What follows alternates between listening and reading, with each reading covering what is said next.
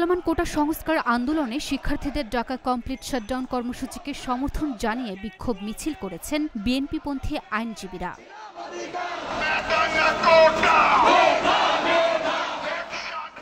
বৃহস্পতিবার দুপুর 12টার দিকে ঢাকার জজ কোর্ট প্রাঙ্গণে 2 শতাধিক বিএনপিপন্থী আইনজীবী এই বিক্ষোভ মিছিলে অংশগ্রহণ করেন।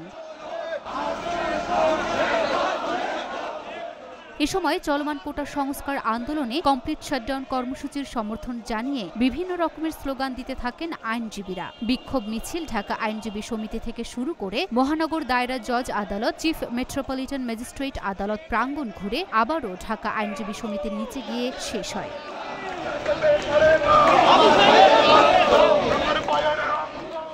বিক্ষোভ কর্মসূচিতে অংশগ্রহণ করেন বিএনপিপন্থী আইনজীবী নেতা মাসুদ আহমেদ তালুকদার, ইকবাল হোসেন মহসিন, আবুল কালাম হান্নান ভূঁইয়া সহ প্রমুখ।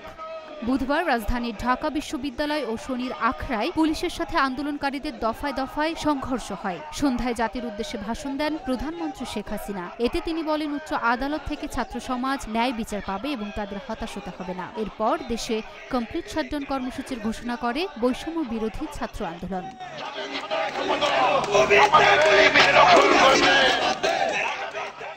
Luna Afroz, Dhaka post.